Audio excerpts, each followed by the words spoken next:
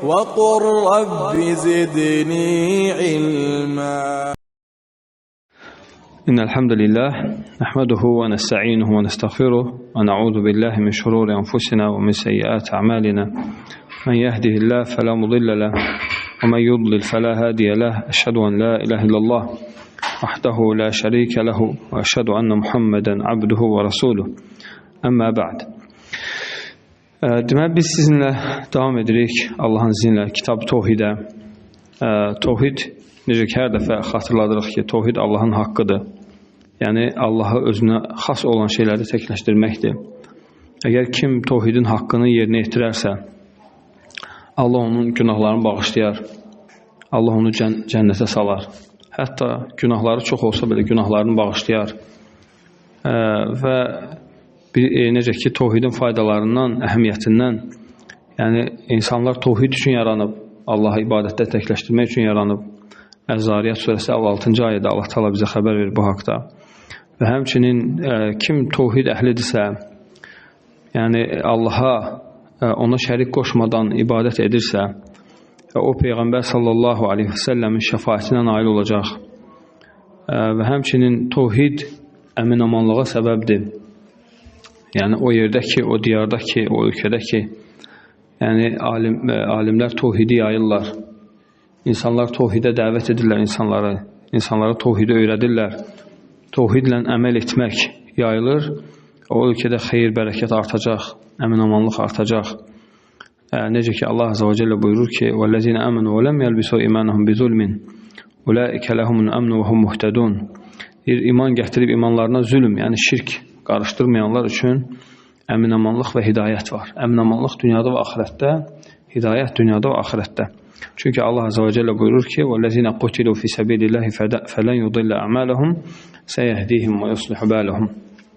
Allah yolunda öldürülənləri, onların əməllərini zayi etməyəcəyik və onları hidayət edəcəyik. Baxın, öləndən sonra hidayət edəcəyik.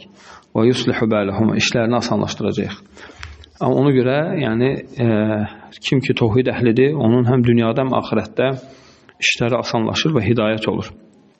Təbii ki, axirət günü hidayətə daha çox ehtiyac var. Nəyə görə? Çünki sıratın üstündən keçmək var. İnsan sıratı. Yəni, axirətin hidayəti sırf Allahın əlindədir. Yəni, insan əgər salih olarsa, yəni, Allah Azza və Cəllə onu qutaracaq, hidayət edəcək axirətdə. Amma dünyanın hidayəti isə insanın insandan asılıdır, çox hissəsi. Nəyə görə? Çünki insan İnnəllaha la yuğayyiru ma biqavmin hatta yuğayyiru ma bi anfusihim. Allah Azza və Cəllə insanın özündə olanı dəyişmir, hətta insan öz-özündə olanı dəyişməyincə. Ona görə kim addım atarsa Allaha tərəf وَالَّذِينَ جَاهَدُوا فِينَا لَنَهْدِيَنَّهُمْ سُبُلَنَا. O kəslər ki, bizə tərəf çalışar, biz onları hidayət edərik. Ona görə insan çalışmalıdır ki, hidayət olsun. فَأَمَّا مَنْ أَعْطَى وَاتَّقَى وَصَدَّقَ بِالْحُسْنَى فَسَنُيَسِّرُهُ لِلْيُسْرَى. Kimdir? Allah'dır, bax nə deyir ki? Kimdir? Malını Allah yolunda verərsə və Allah'tan qorxarsa və cənnəti doğrulayarsa, biz onu, cənnət əhlinin əməllərini onu asanlaşdırarıq. Deməli, insan özü səbəbdir, deyilmi? Özü səbəbdir. Həmçinin Tohidin faydaları, yəni həqiqətən çoxdur. Qısaca olaraq bunlar kifayətdir. Ona görə biz kitab Tohidi keçirik, Allahın haqqını ki, hətta Allahın haqqını bilək və ona əməl edək və onu da digər insanlara öyrədək, təlim edək. Deməli, bəb-ü mə cəə fi əzzəbhi li qeyrilləh. Qalmışdıq sizə 10-cu babda, 10-cu fəsildə. O fəsil ki, gəlib mə cəə fi zəbhi li qeyrilləh. Allahdan qeyrisi üçün qurban kəsmək haqqında olan hədislər və ayələr və onlardan çıxan faydalar. Qavlillahi Teala, birinci Allah Teala'nın bu ayəsi ki, Qul inna salati və nusuki və məhyayi və məmati lillahi rabbil alemin la şərikə ləhu və bizəlikə umirtu və ənə əvvəlül muslimin. Bu ayə çox möhtəşəm ayə. Bu ayəni yəni hər bir müsəlman əzbər bilməlidir. Yəni heç olmasa mənasını. Yəni bu Ən'am surəsinin 162-163-cü ayələridir. Deyir ki, Allah Azza və Cəllə de ki, qul, de ki, deməli, de deyir, inna salati, həqiqətən mənim namazım da və nusuki və mənim qurbanım da, bax mənim namazım da və mənim qurbanım da və məhyaya və məməti, həyatım da, ölümüm də aləmlərin Rəbbi olan Allah üçündür. Deməli, namaz da, qurban da, insan həyatı da, insan ölümü də yalnız aləmlərin Rəbbi olan Allah üçün olmalıdır. Və deyib, bax nə deyir sonra? Deyir ki, lə şərikə ləhu. Deyir, onun heç bir şəriki yoxdur. Yəni, əgər siz ondan qeyrisi üçün etsəz, bu Allaha şərik qoşmaqdır. Ona görə ki, lə şərikə ləhu. Onun heç bir şəriki yoxdur. Yəni, ey müsəlman, Allahdan qeyrisinə qurban kəssəm, bu şirkdir. Allah Azə və Cəllə Quranda buyurub bunu. O şirkdir və Allah bu günahı bağışlamır. Yəni, kim bu günahı edərsə Allah bağışlamır. İnnəllaha la yəğfir an yüşrəkə bihi və yəğfiru mə dunə zəlikə limən yeşə. Allah özünə qoşulan şirki bağışlamır və ondan aşağı günahları isə istədiyinə bağışlayar. Və mən yüşrik billah, başqa ayədir ki, həmin ayənin davamıdır ki, və mən yüşrik billah fəqad dallə dalələn bəidə. Kim Allaha şərik qoşarsa, deyir, uzaq bir zəlalətdə olar. Uzaq bir zəlalətdə olar. Və sonra bax nə deyir? Və bizəlikə umirtu. Deyir, mən yalnız Rəbbim üçün namaz qılıb, yalnız Rəbbim üçün qurban kəsməklə əmr olundum. Yəni, və məhyə yevməti, həmçinin həyatımı və ölümümü yalnız Rəbbim üçün etməklə əmr olundum. Və sonra baxın, deyir, və ənə əvvəlül muslimin. Deyir, mən buna tabi olanların birincisiyəm. Yəni, burada o mənada deyil ki, bəzi insanlar deyirlər ki, Quranda ziddiyyət var. Nəyə görə? Çünki deyir, bismillah. Çünki deyir, bax deyir, İbrahim əleyhissalam haqqında da Allah təala deyir ki, ən birinci müsəlman mənəm. Musa peyğəmbər də deyir, ən birinci müsəlman mənəm. Muhammed peyğəmbər haqqında deyir ki, ən birinci müsəlman mənəm. Deyir, indi hansıdır ən birinci müsəlman?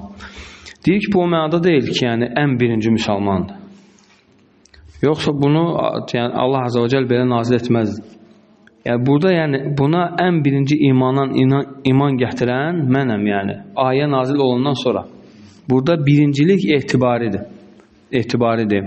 Misal üçün, hədisdə gəlib ki, ən birinci Allah qələmi yaratdı. Və ona dedi ki, qiyamət gününə qədər nə olacaqsa yaz. Və həmin hədisdə gəlir ki, وَكَانَ عَرْشُهُ عَلَى الْمَاءِ. Deyir, hələ qələm yazır onu. Amma deyir, Allahın ərşi suyun üzərində idi artıq. Yəni, qələmdən qabaq ərş var idi hələ. Deməli, ən birinci Allah qələmi yaradıb, yəni, qələmdən sonra olacaq şeylərə nisbətdə ən birinci kimdir? Qələmdir, aleyhissalam. Aydın mı? Ona görə bu nisbidir. Yəni, misal üçün, insana deyirsən, sən atasan, yoxsa oğul, deyir, atama nisbətdə oğulam. Oğluma nisbətdə atayam. Aydın mı? Belə. Bu da elədir. Yəni, avvaliyyə nisbiyyədir. Bu birinci, yəni əvvəlkilik nisbidir. Yəni, bu ayə nazil olandan sonra buna birinci iman gətirən Muhammed Peyğəmbər sallallahu aleyhi ve sellem olub. Yəni, birinci müsəlman olan Muhammed Peyğəmbər sallallahu aleyhi ve sellem olub. Və sonra Allah Azə və Cəllə buyurur ki, deməli, bu ayədən nə çıxır? Yəni, namaz, insan namazı da, o qurbanı da, həyatı da, ölümü də aləmlərin Rəbbi olan Allah üçündür. Əgər kim Allahdan qeyrisi üçün edərsə, bu Allaha şərik qoşmaqdır. Və Peyğəmbər sallallahu aleyhi ve sellem deyir ki, yəni Allah sallallahu ki, mən bu ilə əmr olunmuşam. Yəni, de ki, ey Muhammed, mən bu ilə əmr olunmuşam ki, yalnız qurbanı Rəbbim üçün kəsim. Qurbanı yalnız Rəbbim üçün kəsməyə əmr olunmuşam. Ona görə baxın, hər hansı bir müsəlman desə ki, yəni, sən ona deyəndə ki, gedib o pirdə, filan yerdə, o birisi yerdə qurban kəsmə, bu Allaha şərik qoşmaqdır.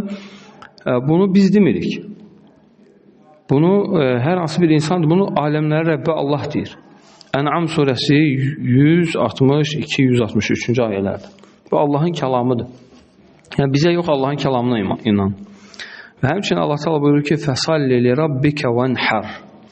Yəni, bu da Quran-ı Kərimin ən həcmcə, ən kiçik surəsidir. Kövsər surəsi. Allah təala deyir ki, fəsalli li rabbikə. Yalnız Rəbbin üçün namaz qıl və yalnız Rəbbin üçün qurban kəs. Sən yalnız Rəbbin üçün namaz qıl və yalnız Rəbbin üçün qurban kəs. Fikir verin, bu iki ayədə də namazla qurban yan-yana gəldi. Namazla qurban yan-yana. Nəyə görə? Çünki alimlər deyir ki, çünki bədəni ibadətlərin ən fəzilətlisi namazdır. Amma malla olan ibadətlərin ən fəzilətlisi qurban kəsməkdir. Qurban kəsmək ibadətin özüdür. Ona görə Peyğəmbərimiz sallallahu aleyhi və səlləm yəni 63 dənə dəvəni öz əli ilə kəsib. 63 dəvəni öz əli ilə kəsib. 37 dəvəni Əli radiyallahu anhya yəni tapşırıb ki, o kəssin və ümumilikdə 100 dəvə kəsib. Amma öz əli ilə 63-ünü kəsib. Yəni təsəvvür edin, nəyə görə? Çünki o qanın axıdılması özü ibadətdir.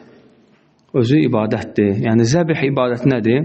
Deyir ki, qanın axıdılması ilə Allaha yaxınlaşmaq ibadətinin adı nədir?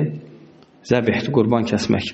Yəni bu qurban kəsmək də, qurban da 4 növdür şəriətdə. İndi biz burada kitab tohidi geniş götürmürük, qısa götürürük. Birinci udhiyədir. Udhiyə hansı ki qurban bayramında kəsilən qurbana deyilir. Nə deyirlər ona? Udhiyə. İsmail qurbanı kimi bizim aramızda məşhurdur. Biz hamısına qurban deyirik. Elə mi? Amma qurban yəni özü də Allaha yəni Qurbanun yəni yaxınlıq mənasındandır. Yəni kim kəsirsə Allaha yaxınlaşır. Ona görə yəni Allaha ibadət edir. İbadət edən kəs də Allaha yaxınlaşır. Allahın sevimli insanı olur. Allah onu sevir. Ona görə qurban deyilir buna. Amma hansı ki Zilhiccə ayının 10-cu günü kəsilən o qurban adı udhiyədir şəriətdə. Udhiyə. İkinci qurban odur ki əqiq. Hansı ki uşaq doğulanda oğlan uşağı üçün 2, qız uşağı üçün 1 dənə qurban kəsilir. Buna deyirlər əqiq. Əqiq qurbanı. Üçüncü qurbanın adı nəzirdir. Nəzir. Yəni nəzir hansı ki əgər kimsə nəzir deyərsə Allah yolunda, yəni o qurbanın adı nədir? Yəni nəzir qurbanıdır. Yəni hansı ki bu nəzir barəsində alimlər ixtilaf ediblər. Bəzi alimlər asalətən əvvəldən onu icazəli görməyiblər. Çünki deyirlər ki, insan öz-özünü yükləməkdir o. Bu barədə hədislər də var. Necə ki Allah Resulü sallallahu aleyhi ve sellem deyir ki, İnnəhu la yəti bi xeyr. Deyir ki, nəzir insana xeyir gətirməz. İnnəmə yustaxracul məl minəl bəxil. Deyir, nəzir paxıldan mal çıxarmaqdır. Paxıldan mal çıxarmaqdır nəzir qurbanı. Və həmçinin 4-cü qurban da hədi qurbanıdır. Hədi qurbanı da həcdə olur. Hansı ki, həcilər kəsirlər, ona yəni hədi deyirlər. Hədi qurbanı deyirlər. Və bəzi alimlər deyirlər ki, yəni şükür qurbanı da var. Şükür qurbanı da var. Yəni insanın bir Allaha bir əməl üçün yəni şükür etməsi, yəni başına gələn bir xeyir hadisəyə görə şükür etməsi. Yəni bəzi alimlər ümumi Allah Taala'nın ayəsinə görə deyir bunu. İ'məlu ələ Davuda, i'məlu əlu Davuda şükra. Ey Davudun ailəsi şükür edin. Yəni bu ayəyə görə, yəni həmçinin fəsalli li rabbikə vanhar ayəsinə görə, yalnız Rəbbin üçün namaz qıl, qurban kəs ayəsinə görə insan yəni şükür qurbanı kəsə bilər. Belə deyənlər var. Amma belə konkret ibadət kimi elə bir qurban yoxdur. Yəni şəriətdə ibadət kimi gəlsin. Yoxdur belə bir qurban. Yəni buyurulsun da şəriətdə ümumi dəlillərdən götürülən bir yəni ibadətdir şükür qurbanı. Və həmçinin gəlir ki, Aliyin radiyallahu anhu, Əli radiyallahu anhudan gəlirsə, qal həddəsəni Rasulullah sallallahu aleyhi ve sellem bi arba'i kəlmətin. Deyir, Peyğəmbər sallallahu aleyhi ve sellem mənə 4 dənə kəlmə danışdı. 4 dənə kəlmə danışdı. Birinci deyir ki, Lə'anəllaha mən zəbəhə li qeyrillah. Deyir, Allahdan qeyrisi üçün qurban kəsənə Allah lənət eləsin. Bax hədisə. Deyir, Allahdan qeyrisi üçün qurban kəsənə Allah lənət eləsin. Baxın, Peyğəmbər sallallahu aleyhi ve sellem, Muhammed Peyğəmbərimiz sallallahu aleyhi ve sellem Allahdan qeyrisi üçün qurban kəsəni lənət deyib. Və deyir ki, Lə'anəllaha mən lə'ənə valideyh. Deyir ki, valideyninə, yəni valideynlərinə lənət edənə Allah lənət eləsin. Yəni burada həmçinin söymək də aiddir. Söymək də aiddir. Yəni valideynini söyənə Allah lənət eləsin. Hətta deyirlər ki, digər bir hədisdə gəlib, deyirlər ki, bəs ya Rasulallah, heç insan öz valideynini söyərmi? Deyirsən, başqasını söyürsən, o da sən valideynini söyür. O da deyir, valideyni sövməkdir. Və sonra buyurur ki, Lə'anəllaha mən əvvə muhtisən.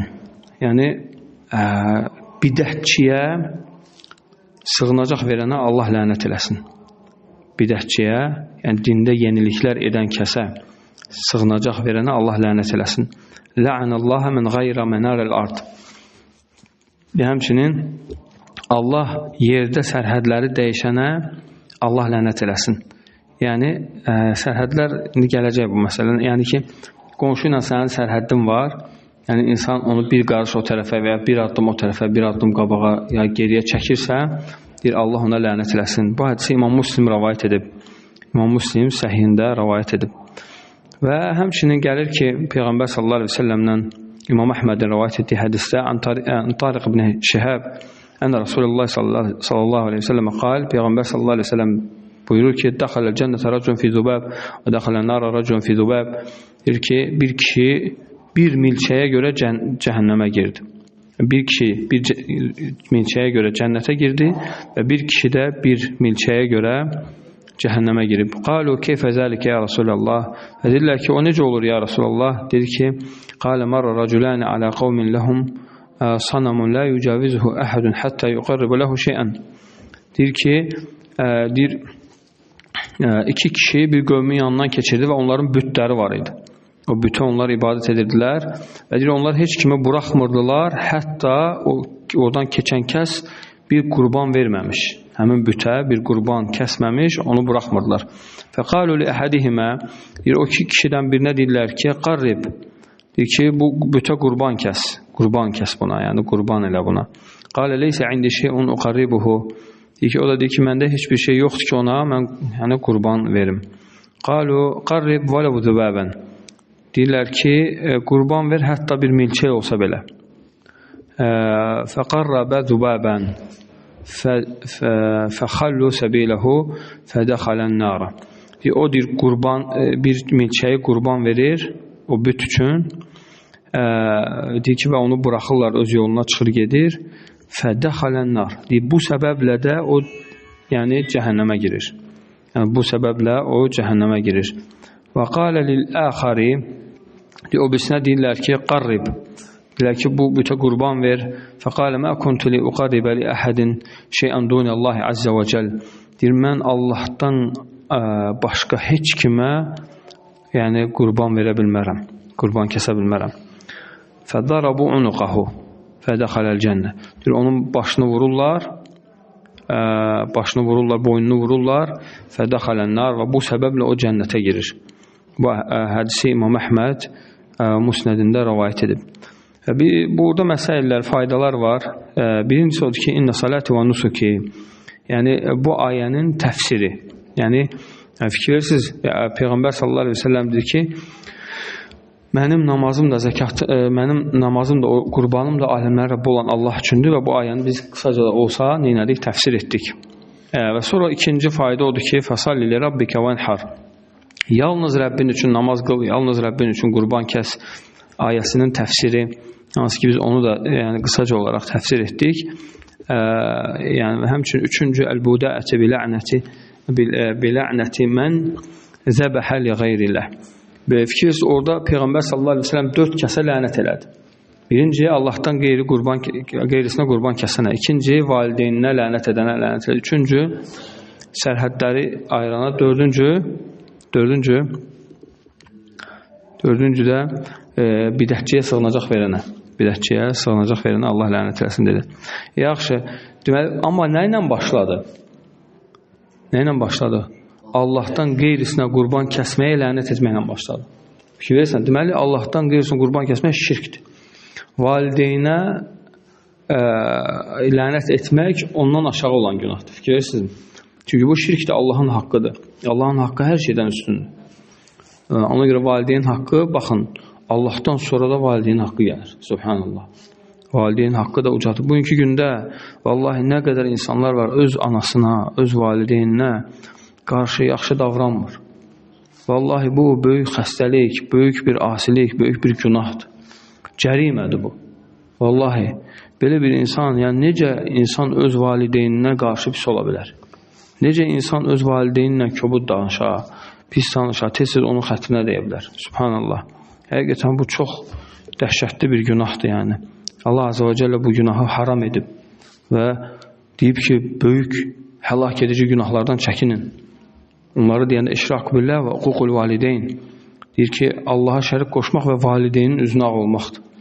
Ona görə kim ki valideynin üzünə ağ olur, valideynini razı salmır, Allah heç vaxt onu razı qoymaz. Heç vaxt. Ona görə çəkinmək lazım valideynləri, yəni razı salmaq lazım. Həqiqətən valideynin razılığında Allahın razılığı var. Ona görə heç vaxt insan nə dünyada bərəkəti olar, nə axirətdə rahatçılığı. Əgər valideynin üzünə insan ağdırsa. Ona görə nə yoluna olur olsun, biz valideynlərimizi razı salmalıyıq. Və valideynlərlə hikmətli olmaq lazım. Ola bilər valideyn biraz emosionaldır, ola bilər valideyn biraz yaşlaşıb düzgün məsələni tam yaxşı başa düşə bilmir. Ola bilər. Yəni, biz də yaşlaşanda nəyisə düzgün başa düşməyə bilərik. Yəni, o hamının başına gələn bir şeydir. Ona görə onları ən gözəl şəkildə hikmətlə onlarla danışmaq, gözəl, onlara yumuşaq danışmaq lazım ki, hətta qəlbləri yumuşalsın. Amma hətta onları narahat edəcək sözlər demək qətiyyən olmaz. Yəni, hətta insan öz problemlərini valideynin yanında danışmağı düzgün deyil. Çünki insan problemini valideynin yanında danışanda valideyn istərsən üzülür. Çünki uşağın, yəni övladın problemi valideyn üçün müsibətdir. Hətta o övladın özünə olan müsibətdən daha çox valideynə müsibətdir. Çünki uşağın sevgisi valideynin fitrətində olur. Ona görə ona çox pis təsir edir. Ona görə problemləri valideynlərin yanında danışmamaq lazım. Yaxşı, və sonra buyurur ki, deməli burada, amma ona baxmayaraq, yəni hədisdə gəlib, yəni birinci Allaha şərik qoşmaq, ikinci valideynin üzünə almaq, üçüncü la'anallah mən əvə muhdisə. Kim bir bidətçiyə, dində yenilik edənə yer verərsə, sığınacaq verərsə, Allah ona lənət eləsin. Nəyə görə? Çünki bu şirkə yaxın günahdır. Ona görə ki, şirkdən sonra ən böyük günah nə gəlir? Bidət. Bu Allahın haqqından sayılır, ona görə. Bu Allahın haqqıdır. Çünki Allahın haqqı şəriət qoymaqdır. Əmləhum şurakəu şəra'u ləhum minəd-dini mə ləm yəzən bihillah. Onların şərikləri mi var Allahdan qeyri? Yəni, Allahın izin vermədiyi şeyi şəriətdə ediblər onlar. Yəni, Allah izin verməyən şey şəriətdə etmək haramdır. Əgər bir şey şəriət olsaydı, mütləq Allah nazil edəsiydi və ya Rasulü bizə danışasıydı hədislərində. Əgər Allah nazil etməyib və Rasulü bizə danışmayıb, deməli bu olmaz. Yəni, bu şəriətdə insan ixtira edib, yəni ortaya çıxarmağı olmaz və buna Peyğəmbər sallallahu aleyhi ve sellem nəinki o bidəti edənə və hətta o bidəti edənə, sığınacaq verənə Allah Rasulü lənət edim. Subhanallah lazım. Və həmçinin yəni Allah Azze və Cəllə bəzi insanlar deyirlər ki, yox, biz yəni Allaha ibadət üçün yenilik edirik. Bəzi insanlar deyir ki, biz Allah üçün edirik, Rasulü üçün edirik, onların əleyhinə etmirik. Yəni o bidəti, o yəni şeyləri. Deyirik ki, Allahın və Rasulunun izin vermədiyi şeyləri mi edirsiniz? Və hansı ki, onlar ola bilər məqsədləri yaxşıdır, qəsdləri yaxşıdır, amma əməlləri şərli əməldir. Çünki, baxın, Hədid surəsində Allah Azze və Cəllə yəni o kəslər ki, rahiblik, keşişlik çıxartdılar. Allah Azze və Cəllə nə dedi? Onların niyyətləri yaxşı idi. Onların niyyətləri yaxşı idi, lakin əməlləri pis əməl idi. Və rəhbəniyyətən ibtədəuhə. Onlar rahiblik ibtidə etdilər, bidət etdilər, çıxartdılar ortaya ki, rahib kimi Allaha ibadət eləsinlər. Allah Azze və Cəllə deyir ki, onların niyyəti ibtiğa ridvanillah. Allahın razılığını qazanmaq idi və nə deyir? Biz onlara o əməli buyurmamışdıq. Görürsən? Deməli, insan Allahın razılığını qazanmaq istəyirsə, qoy Allah və Rasulü deyən şeylərlə Allaha yaxınlaşsın, Allahın razılığını qazansın. Yoxsa ki, hər kəs bir şey çıxarar, deyər ki, mən bu ilə ibadət eləmək istəyirəm, mən hər kəs özündən bir din yəni, ortaya qoymuş olar. Yəni, bu da böyük şərdir. Ona görə şəriəti qoymaq Allahın haqqıdır və Rasulunun da Allahdan təbliğ haqqıdır və onlardan başqa kimsə şəriət ortaya qoya bilməz. Əgər kim onlardan başqa bir şəriət ortaya qoyarsa, o bidət etmişdir. Dində yenilik etmişdir. Bu da ən böyük günahlardandır. Və sonra yəni deyir ki, La'anallah mən la'ana validey. Yəni kim valideyninə lənət edirsə, yəni Allah da yəni ona lənət edər. Deyir ki, valideyninə lənət etmək necə ola bilər? soruşurlar, deyir ki, o sən başqasına lənət edirsən, o sən valideyni və lənət edir. Yəni beləcə sən öz valideynini də lənətlənmiş olursan. Ona görə insanların çalışmağın söyüşünü, yəni lənətini götürməmək. İnsanın söyüşünü və lənətini çalışmaq lazım, götürməmək. Bunun üçün nə olmaq lazımdır? Əxlaqlı olmaq lazım. Ədəbli olmaq lazım. İnsan ədəbli olmayanda görürsən kimlərinsə söyüşünü və lənətini üzərinə götürür. Amma ədəbli, əxlaqlı insan bundan salamatdır. Allah bizi əxlaqlandırsın, ədəbləndirsin. Yəni yaradılışımızı gözəl etdiyi kimi Allah Azza və Cəllə əxlaqımızı da gözəlləşdirsin. Və həmçinin 5-ci fayda lə'nu mən əvə muhdisən, yəni bidətçiyə yer verənə Allah lənət eləsin. Hansı ki bunu dedik. Çünki dedik ki, bidət etmək yəni Allahın haqqına girmiş sayılır. Ona görə bidət edənə Allah Rasulü lənət edib. Lənət nə deməkdir, qardaşlar? Allahın rəhmətindən qovulmaq. Allahın rəhmətindən uzaq olmaq. Yəni Allah Rasulü deyib ki, bu kəs Allahın rəhmətindən uzaq olsun. Necə, yəni dəhşətli bir günahlardır. Və həmçindir ki, lə'nu mən qayyərə mənərəl ard və hiyə əl-mərasim əlləti tüfərriqə beynə haqqikə və haqqə cərik. Deyir ki, o da deyir, rəsmlərdir, yəni sərhədlərdir ki, yəni yer üzərində sərhədləri dəyişdirənə Allah lənət eləsin. Qonşu ilə sənin aranda olan yəni sərhədlərdir, bunu dəyişmək olmaz. 7-ci, burada həmişə ümumi lənətlərdir. Bax, necə ki, Şeyxülislam Muhammed ibn Abdülvahhab rahimehullah bu babın 7-ci faydasındadır ki, əl-fərqu beynə lə'nil muayyəni və lə'ni əhlil maasi alə səbilil umum. Baxın, deyir, müəyyən insana lənət etməklə ümumi asiliklərə lənət eləmək arasında fərq var. Necə ki, Allah Rasulü bunu deyib ki, Allahdan qeyrisinə qurban kəsən Allah lənət eləsin. Amma sən görürsən, kimsə Allahdan qeyrisinə qurban kəsir. Onu lənətləmək olar. Demək olar, Allah buna lənət eləsin. Ona lənət eləmək olmaz. Dəlil nədir? Çünki Peyğəmbər sallallahu aleyhi ve sellem içki içənə də lənət edib. Lakin onun yanına bir içki içən gətirəndə kimsə ona lənət eləmişdi, yəni digər bir kişilərdən biri ona lənət eləmişdi və Allah Rasulü qadağan etmişdi. Demişdi ki, olmaz. Amma baxmayaraq, özü ümumən həmin feili neyib, lənətləyib. Ona görə o demək deyir ki, ümumi lənət gəlibsə, o xüsusiyə də tətbiq olunur. Və eləcə də bax, həmişə biz qardaşlar deyirik ki, nə? Təkfir etmək də elədir. Bir şey şəriətdə küfürdür, şirkdir. Amma o küfürü, şirki edənə, şirk necə ki, ümumi lənət gəlib şəriətdə, amma sən o lənəti edəni xüsusi lənətdənmirsən, müəyyənli lənətdənmirsən, edilmi? Özünü lənətdənmirsən, o feilin lənətidir. O lənət nəyə görə gəlib? Gəlib ki, insanlar çəkinsin ondan. O lənət ona gəlməyib ki, biz o əməli edənləri lənətləyək. Aydındır mı? Təkfir, kafir demək də elədir dində. Yəni, o bir şeyin küfür, şirk olması gəlib ki, biz o şirkdən, küfürdən özümüzü qoruyaq. Və bilək ki, şirk əhli ilə yəni, müsəlmanlar arasında olan fərqi. Aydın. Bu ona görə gəlməyib ki, sən kim müsəlmanlardan getdi şirkə, küfürə düşdü birbaşa, ona kafir deyəsən. Aydın, o fərq var. Ümumi təkvirlə, yəni müəyyəni təkfir etmək arasında. Ya bunu ayırt edə bilməyib insanlar görsən ki, nə qədər insanlara kafir deyirlər, lənət edirlər. Allah bir daha da olsun. Və həmçinin 8-ci fayda, yəni bu böyük qıssə idi ki, hansı ki, milçək qıssəsi adı ilə məşhurdur. Bilirsiniz ki, yəni 9-cu faydada deyir ki, hansı ki, bir kişi bir milçək səbəbi ilə cəhənnəmə girdi. Milçək, halbuki onun asalətən nəyi yox idi?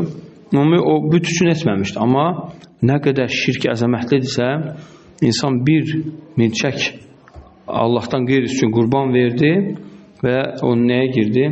Yəni cəhənnəmə girdi. Halbuki burada, bax, yəni bu dəlil, onun cəhənnəmə girməsi dəlildir ki, o onu ixtiyarla edib. Yəni ikrahla etməyib.